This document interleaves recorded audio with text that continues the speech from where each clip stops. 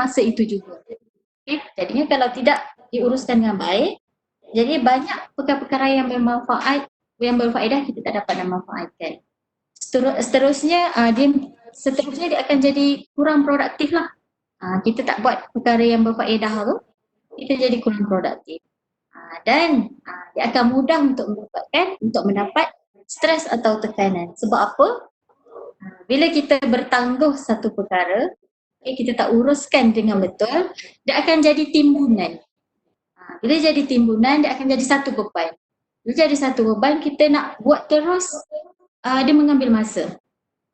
Bila kita tak dapat buat dengan cepat ataupun tak dapat siapkan dengan waktu yang sepatutnya, dia akan mendapat tekanan lah. Sama ada dalam diri kita sendiri ataupun tekanan tu datang daripada luar lah.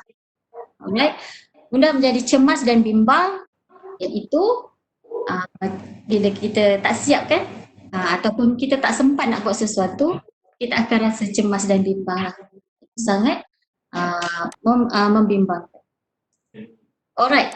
Seterusnya saya akan kongsikan 5 strategi pengurusan masa semasa PDP-DT. Maksudnya semasa pengajaran dalam talian lah. Okey, yang pertama, ini tips lah, ini sepanjang yang saya kaji dan juga mungkin saya dapati. Okey, yang pertama, nota ditulis dengan ringkas dan jelas. Okey, saya suka untuk relatekan dengan ceramah webinar petang semalam.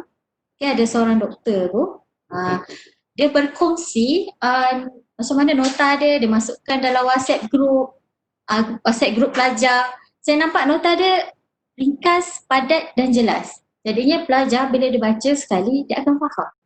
Ataupun dia akan jadi memudahkan lah. Kalau dia tak faham, dia cari, dia nampak keyword tu, pelajar akan dapat kenal pasti ataupun mudah untuk mereka belajar dengan lanjut. Ini kerana contoh kalau nota ataupun bahan yang kita beri pada pelajar terlalu ringkas, pada waktu tersebut akan datang, contohnya pelajar waktu dia dengar mungkin dia faham, tapi apabila dia datang balik, alright, ataupun akan datang bila ada test, dia akan buka balik nota. Masa tu mungkin dia dah tak berapa nak ingat. Masa tu lah dia akan cari balik kita dan akan tanya lagi kita. Masa itu, masa kita sepatutnya kita boleh buat benda lain. Kita kena bahagikan masa kita tu kepada pelajar yang ingin bertanya. Mula seorang, dia tanya seorang-seorang. Kalau 10 orang, dia akan tanya perkara yang sama. Jadi dia ambil masa yang banyak pada diri kita. Jadinya ambillah masa dalam 10 atau 15 minit untuk kita polish ataupun kita kemaskini nota, bagi dia ringkas, padat dan jelas supaya dia boleh menyelamatkan masa kita pada akan datang untuk kita terangkan 2 kali kepada pelajar. Itu kalau kita buat kelas lah.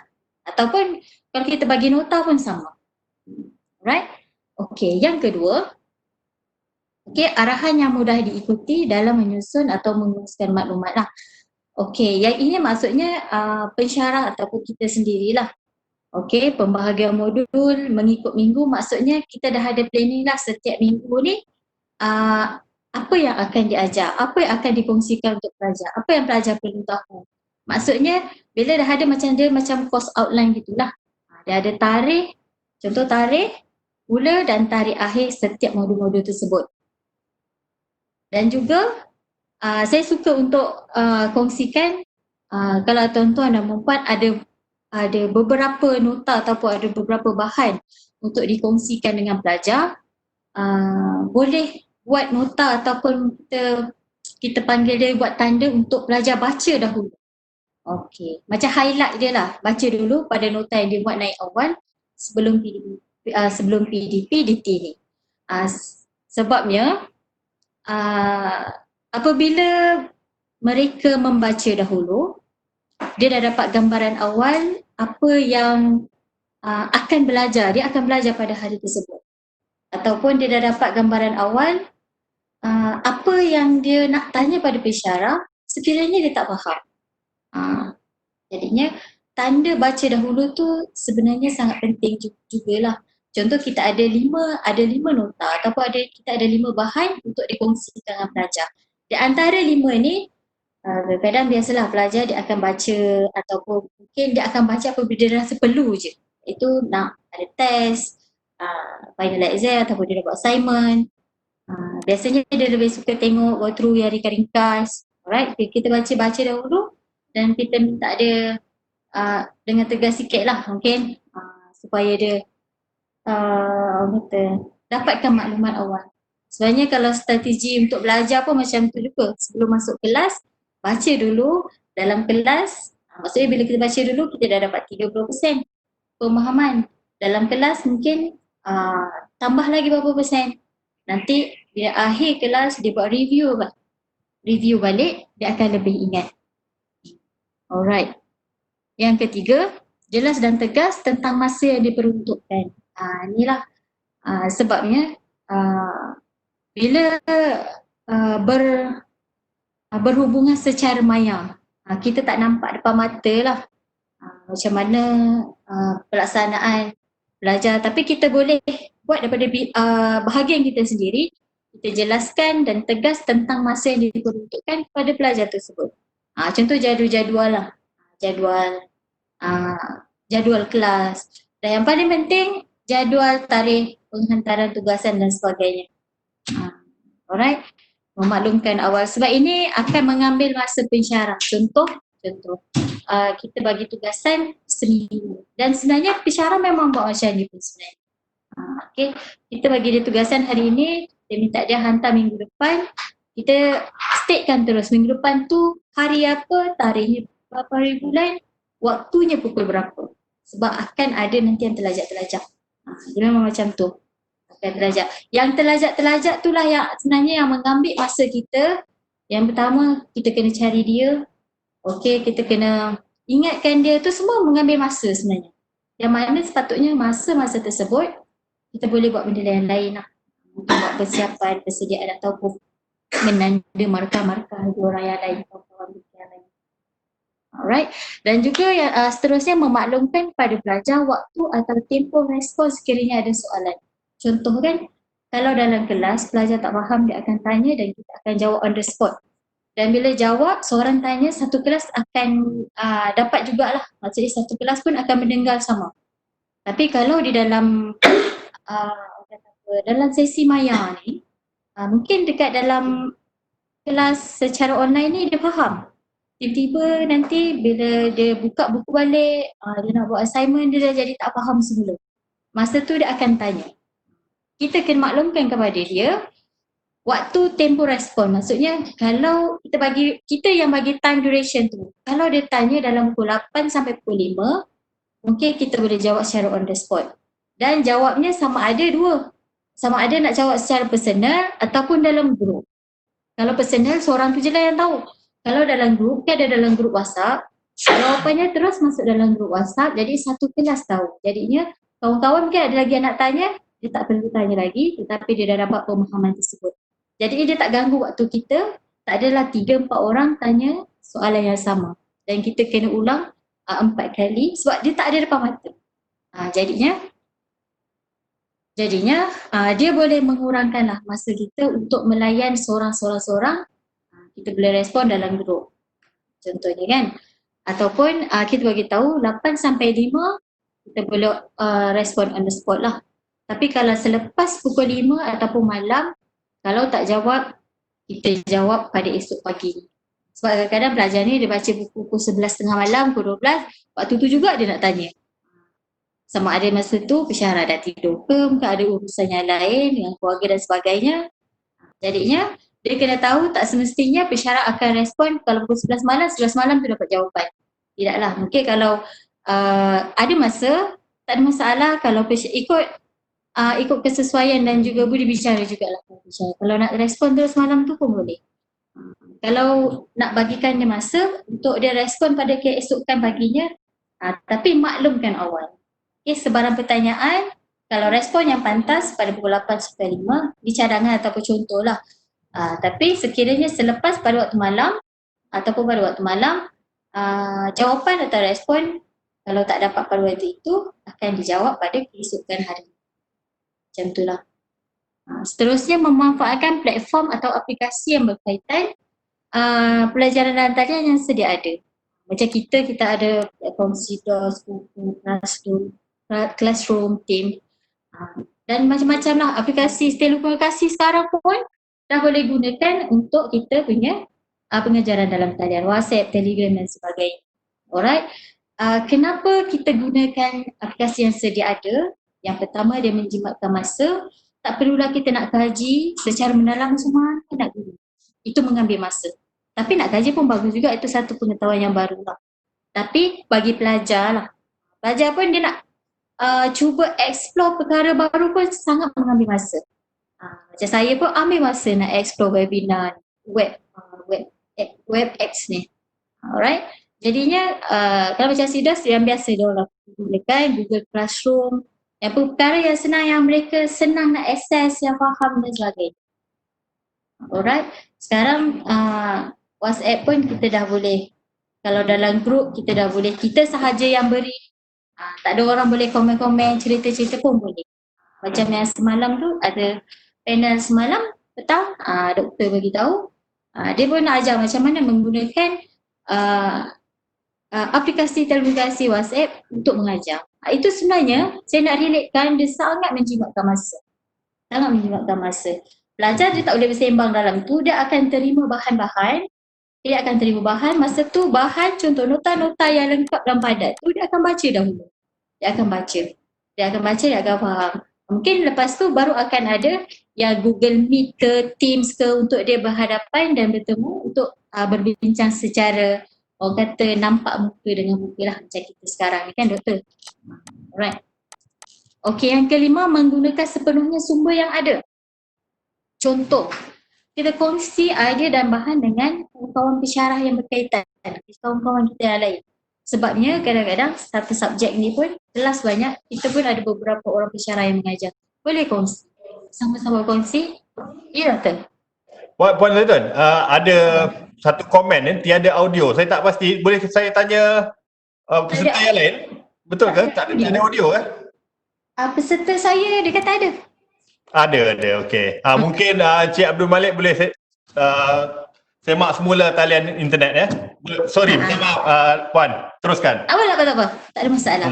Okey, berkongsi idea dan bahan dengan rakan pensyarah yang lain. Ini pun sangat menghematkan masa. Sometimes kita dapat bahan, mungkin kita tak dapat apa yang kawan kita dapat. Jadinya bahan tambahan itu sebenarnya membantu kita dalam sesi pengajaran. Itu juga yang sebenarnya saya kongsikan dengan para pelajar. Apabila belajar, berkongsilah dengan kawan. Sebabnya tak semua yang kita dapat, kawan kita dapat. Tak semua yang kawan kita ada pun kita ada. Bila ada 2 orang bergabung, 3 orang bergabung, banyak idea-idea baru ataupun idea-idea yang lebih baik yang boleh dikongsikan untuk menjadi satu.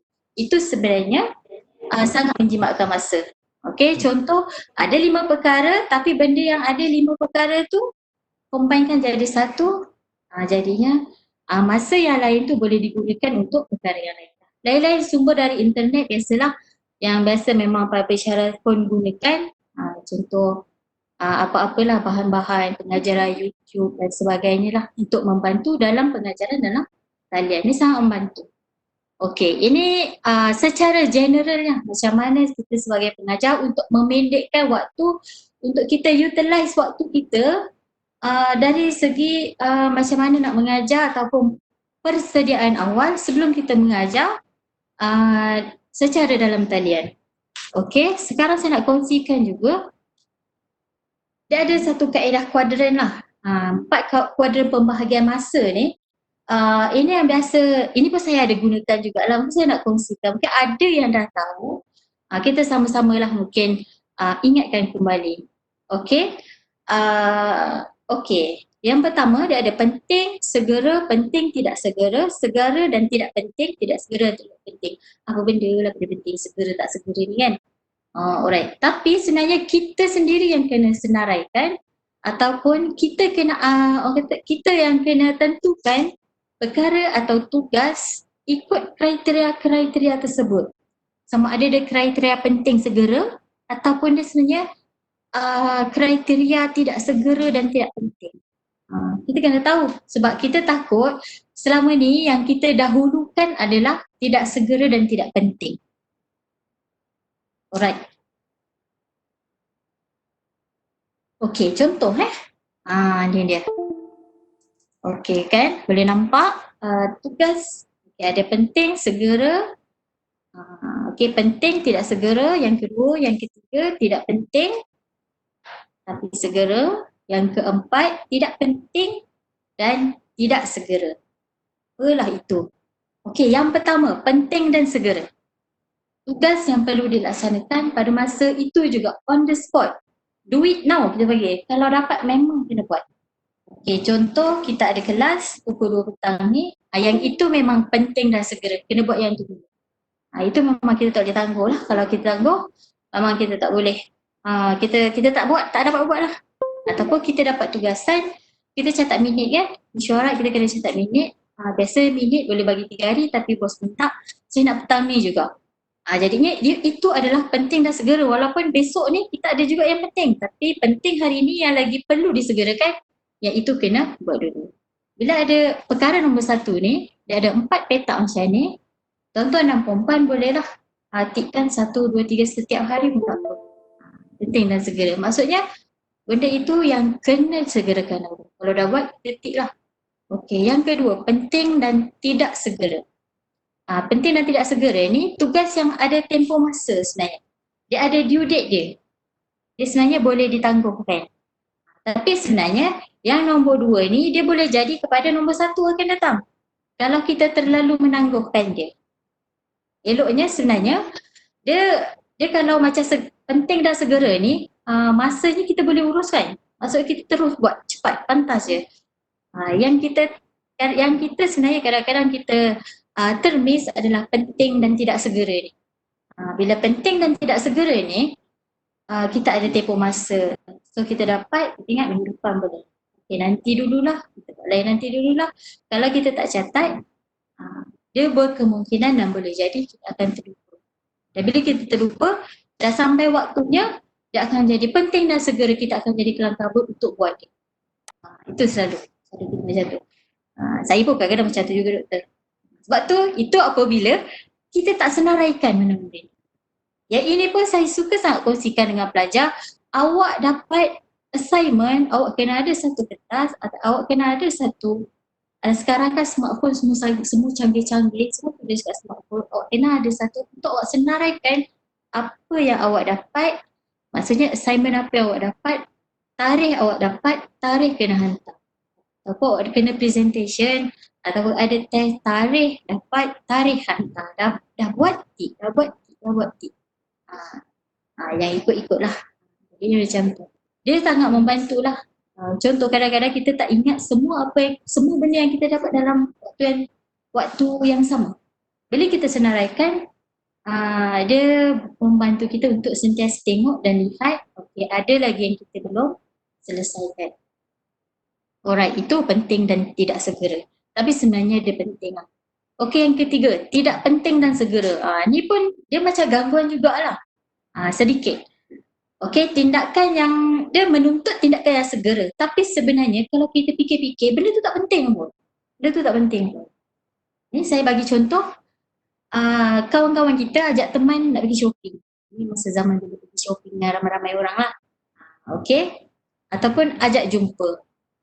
Okey, ataupun paling mudah sekarang macam mana?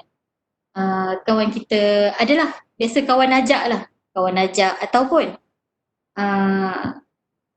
kita tengah buat kerja kita, ada orang lain minta tolong dia segera. Kalau diteliti sebenarnya kerja yang kita buat tu tak penting untuk diri kita sendiri, tapi mungkin dia penting untuk orang lain tu lah, untuk kawan kita tu. Rasanya tak penting untuk kita. Contoh kalau kawan ajak teman dia pergi ke satu tempat, kawan tu mungkin takut nak pergi seorang ke macam mana tu, jadinya kita rasa macam kita kena tolong. Okay, rasa bersalah kalau tak tolong. Nanti kawan kecil hati, kawan terus pulaukan kita dan sebagainya. Contohlah Tapi bila kita teliti sebenarnya perkara tersebut tak penting pun. Bila ada dekat keadaan nombor 3, diri kita sendiri sebenarnya perlu ada apa ketegasan, assertiveness. Maksudnya tahu di mana boleh kata ya dan tahu di mana boleh kata tidak. Tak adalah kata 10 kali dia ajak, tak adalah kita tolak 10-10. Mungkin ada 2 atau 3 kali kita terima pelawaan dia, tapi tak adalah 10-10 kali dia ajak, 10-10 kali kita ikut. Sebab tu dia cari kita je. Itu contohnya. Dia tidak penting tapi segera. Segera kawan nak ajak pada waktu ni juga. Tapi sebenarnya tak penting pun. Kita boleh elakkan dia lah. Itu salah satunya. Ataupun kita rasa kita nak check WhatsApp. Okay, kita nak check. Sebabnya kita rasa kita kena check. Tentang ada yang penting atau yang tak penting lah. Biasa kalau hujung minggu ni, WhatsApp yang masuk, biasanya tak berapa nak penting sangat lah. Kalau hari minggu tu mungkin banyak perkara-perkara yang penting dan segera yang kita kena buat. Alright. Dan yang keempat, tak penting dan tak segera. Tak penting dan tak segera ni, dia lebih kepada kita panggil dia kerja-kerja yang menyibukkan kita. Kerja-kerja yang menyibuk ni lah. Ataupun tugas-tugas pinggiran. Walau bagaimanapun tugas-tugas ni ada manfaat dia. Cuma dia tak penting. Alright, dia bersifat diversionary iaitu perasaan sibuk dan rasa telah memenuhi tugas. Memberi alasan untuk menangguhkan pelaksanaan perkara kategori 2. Contoh. Dia tugas-tugas pinggiran maksudnya kita datang pejabat, contoh hujung minggu lah.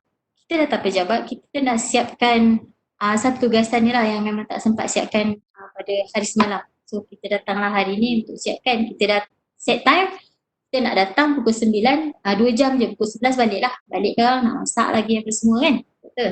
Jadinya, masuk-masuk pejabat, kita nampak pula meja kita macam bersepah pula. File ni tak tersusun, file ni tak tertagging. Rasa macam, cubalah kemas-kemas dulu kan. Kemas, dah pukul 11. Sebenarnya kita pergi masuk pejabat tu, kita memang sibuk buat benda tu. Tapi sebenarnya kita tak buat apa-apa yang kita nak buat. Itu dah kerja yang ataupun tugas pinggiran. Dia ada manfaatnya. Tempat kita kemas, file kita tersusun, ada tagging, senang nak cari. Tapi sebenarnya yang lebih penting tu kita tak buat. Dalam masa yang sama kita akan cakap tak apalah walaupun tak buat, tapi kita dah kemas, tak adalah membuang masa. Kita akan sedapkan hati macam tu. Memang betul dia tidak membuang masa, tapi kita tidak menggunakannya di tempat yang betul lah. Kalau ikut empat kuadran ni lah, empat pembahagian ni. Jadinya untuk memberi alasan tu lah, untuk menangguhkan pelaksanaan perkara kategori 2. Bila kita sedapkan hati macam tu, kategori 2 yang tadi tu, yang ada due date tu, kita terpaksa tangguhkan lagi. Alright. Begitulah jadinya. Itu ada satu kata-kata, musuh kepada perkara yang terbaik biasanya adalah perkara-perkara yang baik. Ini saya nak tuan-tuan perempuan, kita renung-renung nak fikirkan lah. Dalam maksudnya ni, sebenarnya itulah musuh kepada perkara yang terbaik biasanya memang perkara-perkara yang baik. Ini sedikit tips lah, ada tips. Macam mana kita nak laksanakannya. Yang 4 kuadran ni, tuan-tuan dan perempuan, saya cadangkan kita yang penting segera dan penting tidak segera ni kita listkan. Kalau boleh setiap hari, kita listkan. Sebabnya kalau kita tak listkan, kita tak nampak. Ada orang suka list manual, pakai kertas dan pensel, ada buku kan, boleh. Setengah zaman sekarang ni kan dah gadget pun dah banyak, saya cadangkan pakai smartphone je. Kita boleh guna OneNote, kita boleh guna apa-apa notes yang ada tu lah, kita tulis je apa-apa yang kita bagikan lah, penting dan segera, penting dan tidak segera. Yang tidak penting dan segera, tidak penting, tidak segera ni tak payah senaraikan pun tak apa, tapi kita kena tahu dia tu apa. Terutama yang nombor 4 tu. Yang nombor 4 ni kadang-kadang saya buat juga. Contoh lah hari ni kan, hari cuti lah kan. Ni pengurusan hari baru cuti. Nombor 4. Saya dah plan dah. Hari Sabtu saya memang nak kemas luar rumah yang belah ada pokok-pokok, pokok cili tu, nak cabut-cabut pokok. Memang nak buat. Tiba-tiba keluar daripada rumah, tengok macam kat beranda tu nak kena buat benda lain lah, nak tolong suami pasang wallpaper lah, tolong dia basuh kereta lah. Tapi sebenarnya basuh kereta tugas dia lah kan, kita akan ditolong. Lepas tu tiba-tiba dia minta tolong, kita pun tolong lah. Tiba-tiba dah tengah hari nak masak. Lah kan sebenarnya nak cabut rumput dekat celah-celah pokok cili tadi tu yang banyak tu. Jadinya dekat situ kita punya masa sebenarnya yang terambil. Itu pun, itu contoh saya lah. Dia tetap bermanfaat, dia tetap bermanfaat tu orang mesti kerana bahan. Tapi sebenarnya kerja kita dia tak tolong pun nanti. Okey. Okey, tipsnya. Yang pertama, kita kena kenal pasti prime time dan masa penat diri sendiri. Prime time dan masa penat. Prime time ni maksudnya masa yang sangat berkualiti, masa yang kita boleh fokus, masa tu kita sangat segar, masa tu yang kita memang sangat okey untuk melakukan sesuatu. Masa penat ni memang masa kita santai-santai lah. Alright, contoh prime time saya bagi contoh saya je. Bagi saya, prime time saya adalah pada waktu pagi. Okay, pada waktu pagi kita rasa fresh, kita rasa jam bersemangat, masa boleh fokus, masa tu belum penat, energi masih banyak. Okay, jadinya gunakan waktu pagi tu untuk laksanakan perkara-perkara ataupun tugas-tugas yang berada di petak 1 dan petak 2. Petak 1 dululah. Lepas tu habis petak 1 masuk petak 2. Alright, yang segera penting tidak segera tadi tu. Alright, itu dia. Okey, dan juga kita kena tahu masa penat biasa pukul berapa. Biasa masa penat saya adalah waktu malam lah, sebelum tidur ataupun biasanya waktu penat saya lepas isyak. Lepas isyak tu dah okey, dah santai. Masa penat tu lah, okey, nak buat apa? Nak baca surat khabar, nak scroll IG, FB, tengok TV, tengok movie, tengok cerita Korea. Itu dia.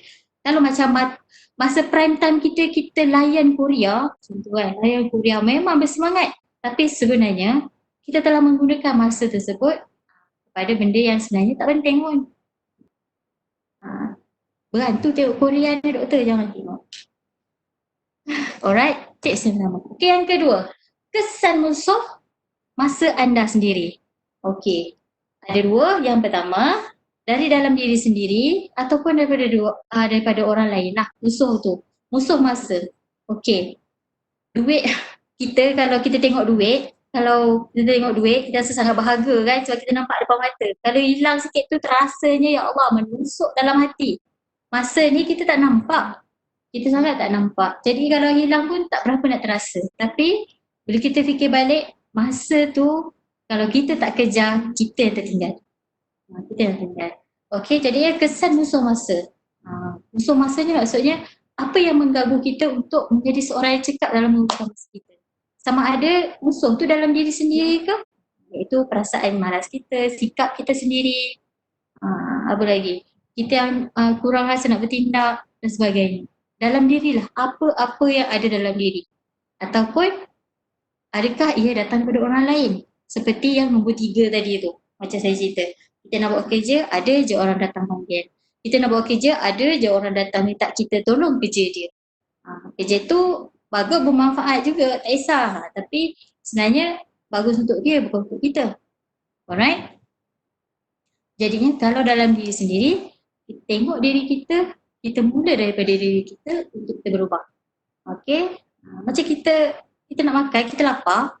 Bila kita lapar, kalau kita tak bergerak ke dapur untuk cari makan, kita takkan kenyang kan? Jadinya kita sendiri yang akan kena melangkah. Kalau daripada orang lain, macam saya cakap tadi, salah satunya kena ada self-assertiveness lah. Macam mana kita nak tegaslah pada diri sendiri. Mana kata ya, di mana kata boleh ya, ada waktu kita boleh menolak dengan cara yang baik daripada orang lain. Memang kadang-kadang kita tak boleh nak tolak tu. Cuma kalau 10 kali dia minta tu, janganlah 10-10 kita menurutkan. Adalah waktu untuk kita rasa kita kena bertindak. Alright. Okey, yang ketiga, tetapkan satu jangka masa yang sesuai pada satu kerja atau mesyuarat, perbincangan dan sebagainya. Iaitu contohnya kalau ada, sebab kalau kita adalah kita pengurusi pada satu mesyuarat atau perbincangan, discussion ataupun pertemuan, kita sendiri kita kena tahu dan kita kena tetapkan masa. Kalau 2 jam lah. jangan terlalu lama. Sebab bila kita terlalu lama, dia akan mengambil masa-masa tersebut yang mana sepatutnya masa-masa tersebut kita boleh gunakan pada waktu-waktu yang lain. Right, checklist pada penggunaan masa macam saya beritahu tadi, senaraikan. Susun mengikut keutamaan. Jadi kalau kita tak senaraikan, kita tak berapa nak nampak. Kita tak berapa nak nampak. Yang mana dah buat, yang mana belum buat. Itu sangat penting untuk mengelakkan pembaziran masa. Dan yang paling penting, kita kena berdisiplin untuk ikut. Tapi kita kena berdisiplin dalam mengamalkan.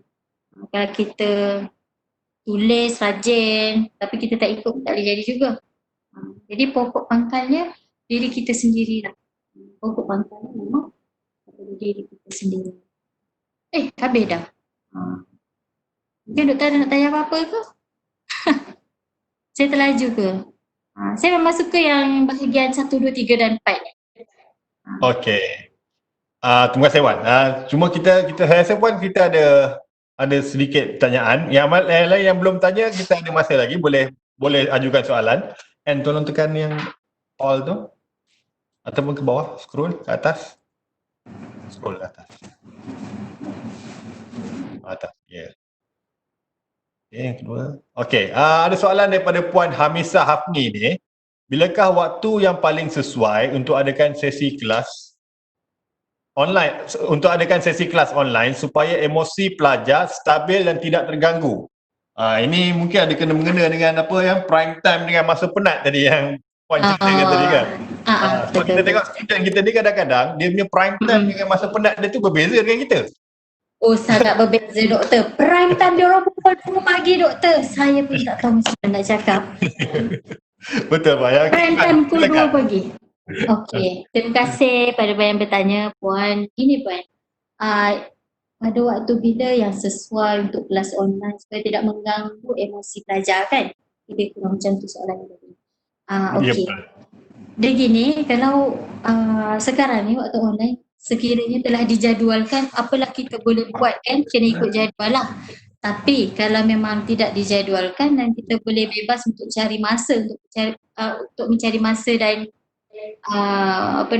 melaksanakan online kelas tu. Okey, yang pertama tengok dululah satu kelas tu berapa orang. Okey, waktu ya, betul. Macam doktor cakap tadi tu, masa pelajar dengan masa kita sangat berbeza, tapi kita boleh gunakan yang ni.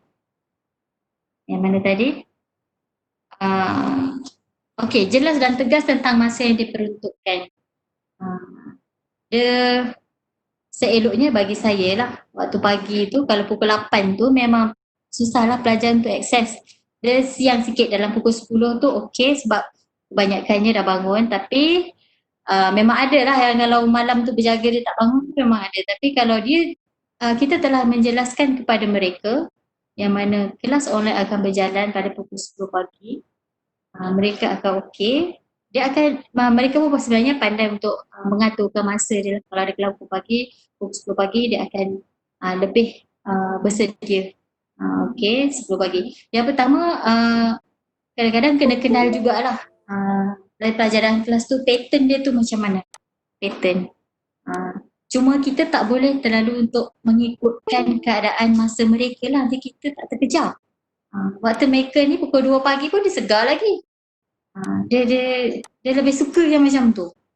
Kita pukul 2 pagi kita tak boleh. Alright. Jadinya yang pertama mindset lah. Kita kena bantu dia untuk ubah sikit mindset. Yang mana kalau kelas pukul 10 pagi, saya pukul 10 pagi tu sangat okey. Untuk secara emosinya pun sangat okey.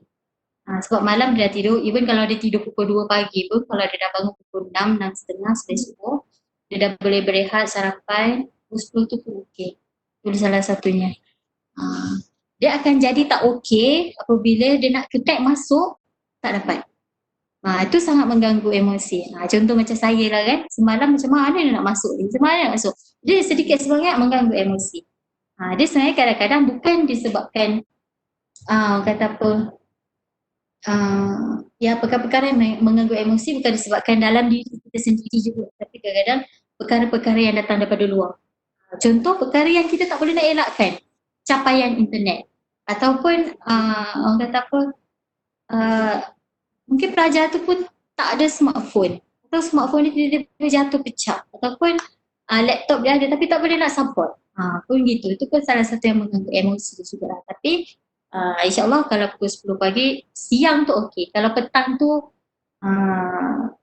dia bukan mengganggu emosi, tidak juga sebenarnya. Cuma dia akan ada gangguan-gangguan yang lain. Tapi sekiranya kita telah memberikan mereka jadual awal, peringatan awal ataupun kita telah memaklumkan awal, sebenarnya should be okay untuk dia bersedia untuk kelas online. Sebab tu yang nombor 3 ni sangat penting, jelas dan tegas dengan masa yang diperuntukkan. InsyaAllah dia akan terima. Emosi pun akan okey lah. Moga menjawab lah. Okay, ada lagi? Jadi kita punya sesi webinar pun mula pukul 10 pun. Jadi tepat lah ya kita punya timing tu. Tepat awal tu. Masa tu memang untuk soal jawab. Ya. Ya, cuma mungkin ya pelajar-pelajar kita perlu dididik ataupun diberi guidance untuk bagaimana mengubah masa mereka lah kepada masa yang lebih sesuai lah ya. Ya, betul. Dia macam gini lah. Kalau kita fikir-fikirkan dalam masa 24 jam tu, kita senaraikan banyaknya masa kita ni habisnya dekat mana. Contoh pelajar, kalau banyaknya habis, saya pernah tanya, contohlah kalau dia ni memang suka main games atau suka tengok YouTube kan, saya tanya, sekali awak duduk tengok YouTube berapa lama? Paling sekejap 1 jam, 2 jam. Itu kalau sekali duduk. Kalau dia banyak kali duduk, maksudnya dalam kebanyakan waktu dia memang pegang smartphone, handphone, itu je lah hiburan yang dia ada.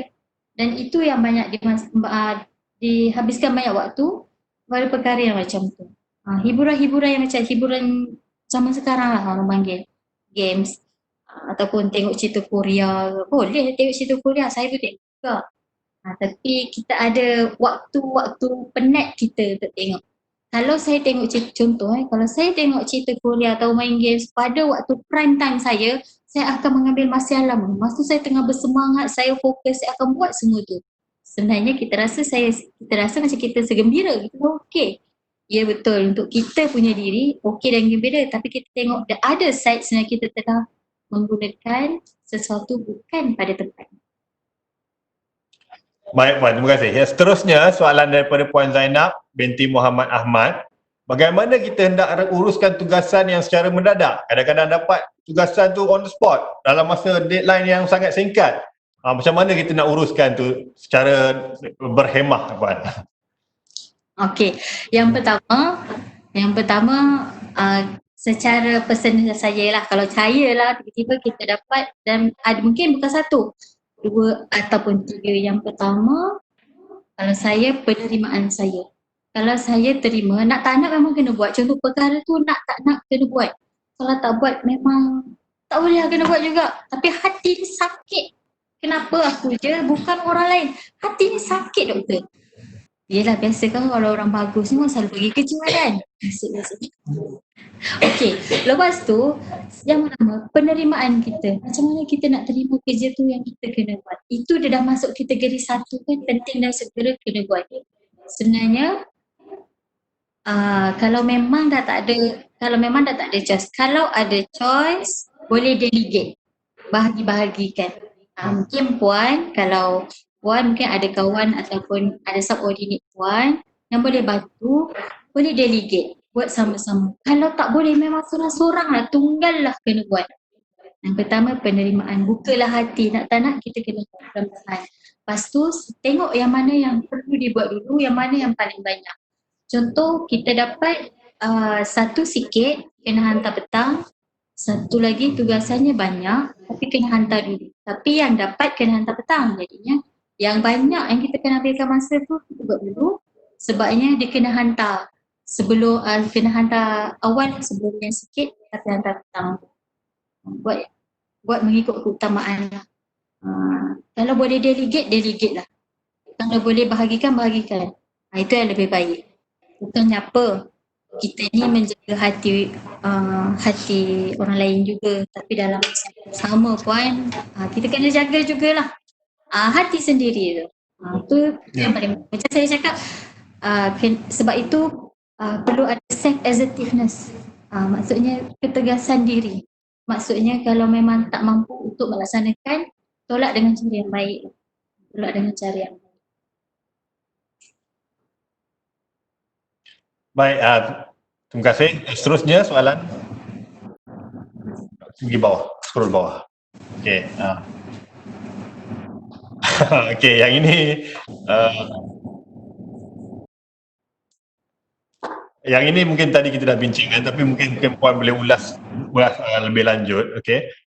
Soalan daripada Encik Muhammad Hafiz. Sekarang menjadi trend pelajar kita siang mengantuk malam berjaga. Macam lagu. Okey, adakah memberi kesan sekiranya memberi kebebasan kepada pelajar selagi mereka melakukan semua tugasan yang diberi?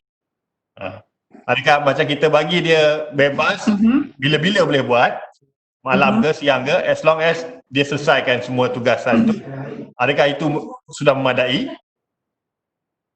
Memberi kesan tak, sebab trend sama ada dia memberi kesan ke tidak sebabkan kita bagi dia kebebasan buat pada waktu bila gitu. Sebenarnya, betul. Dia gini sebenarnya, even PDP secara bersemuka pun kita bagi dia kerja dan terpulanglah dia nak buat bila-bila pun. Contoh besok hari Khamis pukul 5 petang mesti letak dekat atas meja saya. Kita mesti cakap macam tu kan, contoh kita bagi due date. Cuma pattern dia sekarang ni memang tak semualah, tak semua, tapi ada sebahagian daripada pelajar kita ni dia memang waktu tidur dia dah jadi terbalik.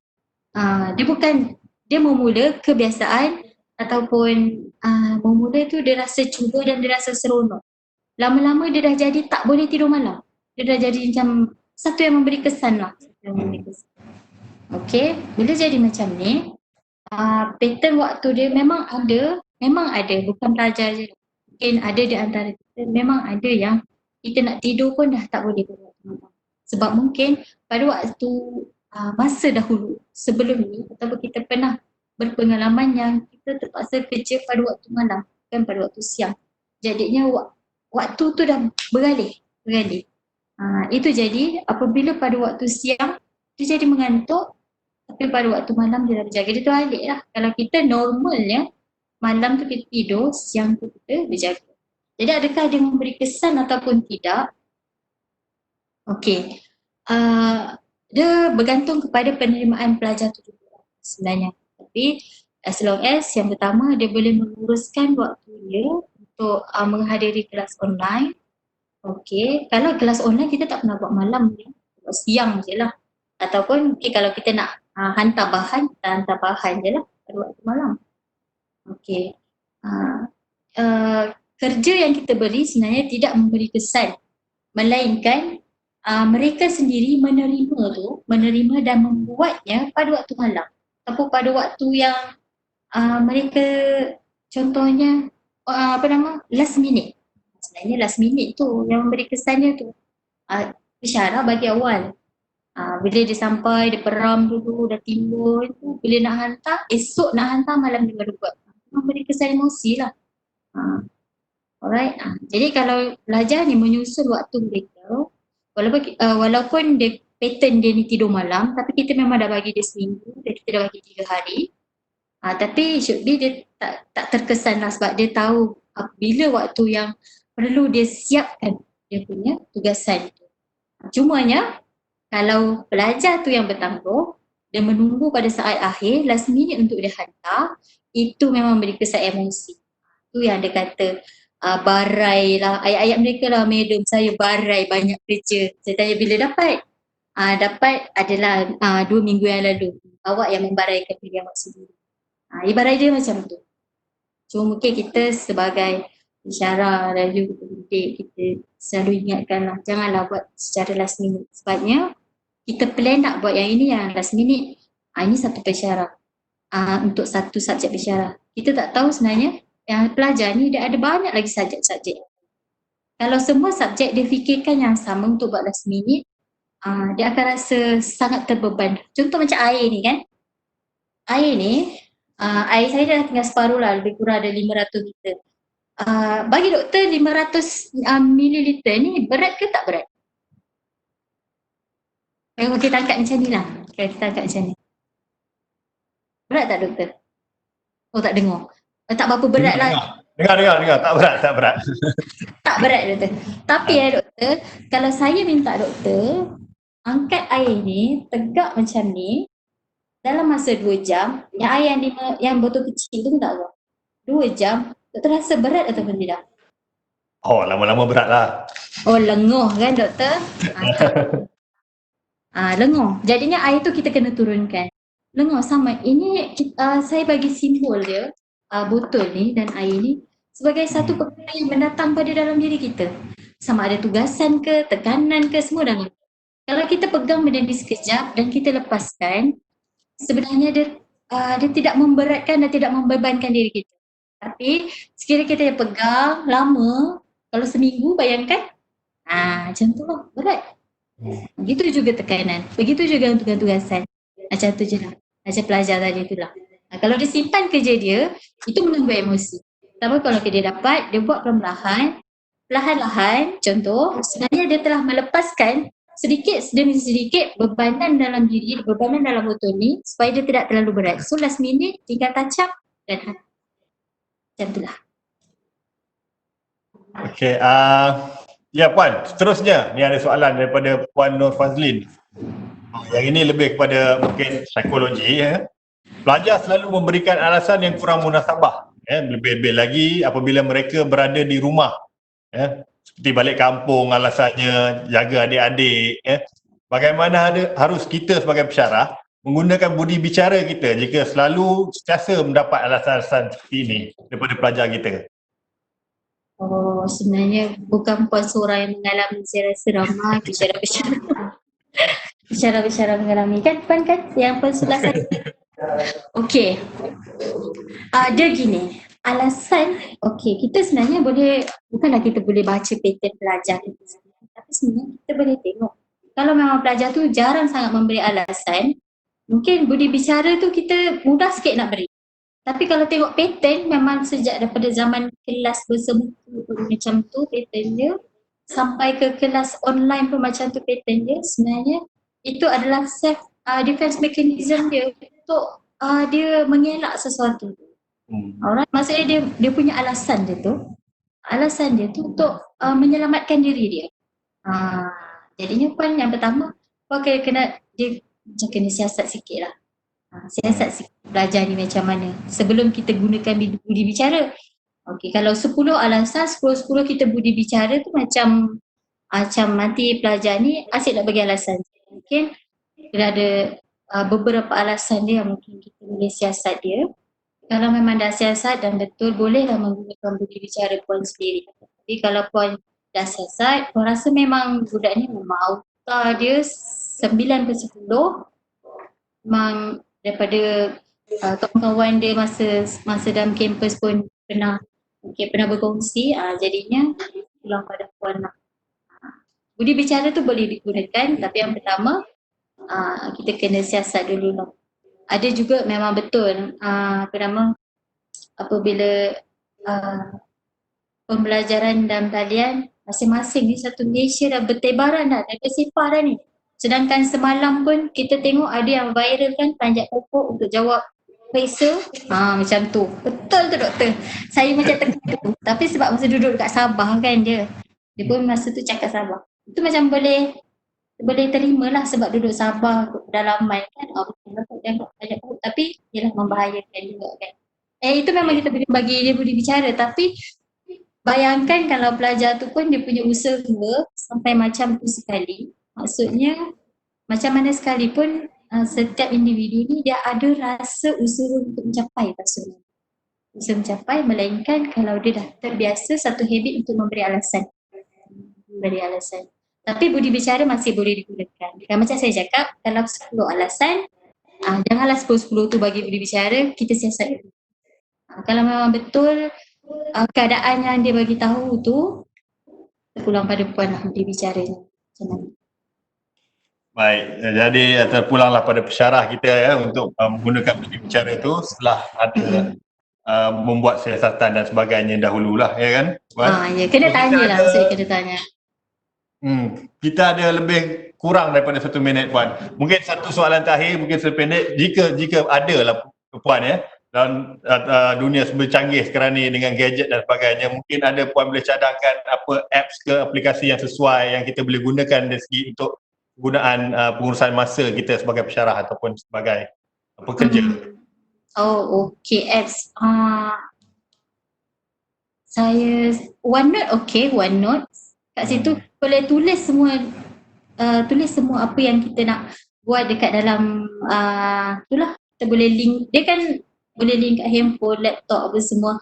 Maksudnya apa yang teringat, sebab ini pun ada perkongsian daripada salah seorang rakan bisyara saya juga, dia menggunakan OneNote untuk menguruskan masa dia. Apa masa dia sangat bagus. Kalau macam saya memang manual lagi. Maksudnya saya guna notes yang bukan OneNote lagi, yang notes biasa. Tapi selepas saya dengar perkongsian dia menggunakan OneNote tu, saya tengok dia punya kata aplikasi dia sangat canggih. Kita boleh buat per hari. Kita listkan, lepas tu kalau dah buat kita tikkan. Apa yang perlu kita buat. Dia macam to do list lah. Kalau kita nak. Sebenarnya apps dia sangat canggih lah. Bolehlah explore OneNote tu macam mana untuk kita aplikasikan 1, 2, 3 dan 4. Baik, terima kasih Puan. Saya rasa itu sahaja masa yang kita ada untuk pagi ni, kerana kita pun tak boleh nak overrun jauh sangat. Kita 11.30 ada lagi slot yang lain. Jadi saya rasa bagi pihak penganjur kita ucap terima kasih kepada Puan Zaitun binti Sipon kerana sudi meluangkan masa untuk berkongsi pengalaman ataupun ilmu beliau dalam sesi kita yang bertajuk aspek pengurusan masa sewaktu pelaksanaan PDP. Diharapkan apa yang telah disampaikan oleh Puan Zaitun binti Sipon tadi sedikit sebanyak telah memberi input kepada kita dari segi pengurusan masa kita, khususnya untuk melaksanakan PDP secara dalam talian dalam masa akan datang. Jadi itu saja Puan untuk pagi ini. Terima kasih. Assalamualaikum. Waalaikumsalam. Terima kasih juga pada Okey, terima kasih Puan. Okey. So kita jumpa lagi pada jam 11.30 nanti. 11.30. Bersama Dr. Umawati sebagai moderator. Dalam topik seterusnya, sekejap sebab dia dah tukar jadual tadi ya. Okey. Topik yang bertajuk bagaimana mengekalkan motivasi, kesihatan dan kesejahteraan pelajar dan pesyarah sewaktu PDP dalam talian, yang akan disampaikan oleh penceramah kita Puan Saidatul Sariah daripada Kolej Komuniti Masjid Tanah. Moderatornya seperti yang saya sebut tadi, Dr. Umawati. Jadi kita jumpa jam 11.30 sudah sebenarnya itu. Okey, Assalamualaikum, terima kasih. Sama-sama.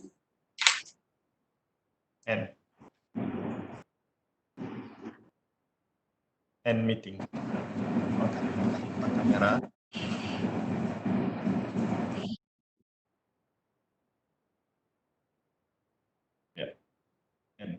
End.